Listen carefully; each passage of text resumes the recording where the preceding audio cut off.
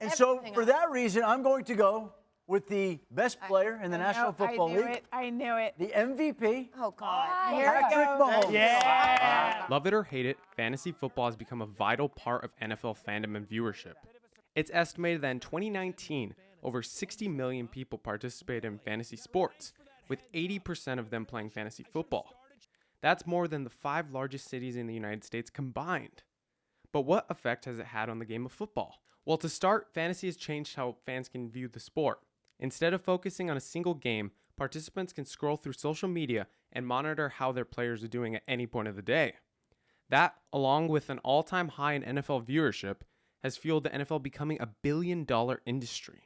And it's something that has truly revolutionized the sport. Cole Topham, a student at Arizona State University, has gained recognition for his fantasy blog Ham Analysis. With over 3,500 followers on Twitter, Topham has used his platform to grow an audience over a period of 5 years. Starting a fantasy football Twitter account was a new thing. I think there were only a handful of accounts that were big in following that gave fantasy advice, and now there's thousands and thousands of accounts like that on Twitter. But at the same time, it's sort of tough to split the engagement with all the newcomers. And while Topham has built popularity from a hobby, others have built careers out of playing fantasy football. I don't trade often, but when I do, it's for Galooza. Jason Moore is a fantasy football expert based out of Phoenix, Arizona. He, alongside Andy Holloway and Mike Wright, host Fantasy Footballers, one of the top-rated fantasy football podcasts in the U.S. My friendships with my friends from college, they would not exist outside of fantasy football. Like I don't talk to them for really any other reason. And I think that's why people end up playing long-term.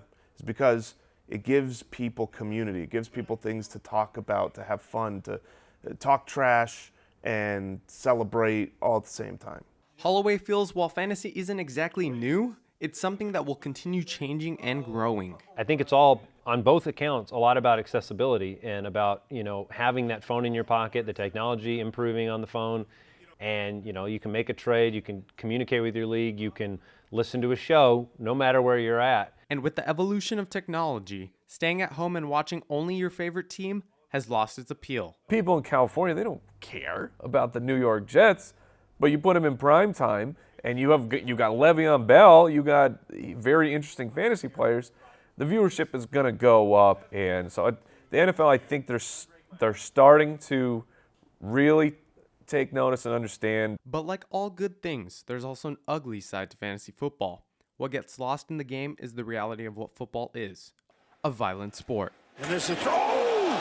This often happens when players are called out on social media when they don't perform well or meet expectations fantasy players set for them. And even worse, when a player gets hurt, instead of feeling bad for him, fans view the injury as nothing more than an inconvenience to their fantasy teams. But in the same token, there are those NFL players who themselves play fantasy. And while that may justify that players don't exactly hate it, there certainly aren't a lot who love it. And although fantasy may have its flaws, what it really all boils down to in the end is the love of the game. The rotary, it's like the bat phone. It's just one button. For Cronkite Sports, Adam Noel reporting. You have to and then it calls that team.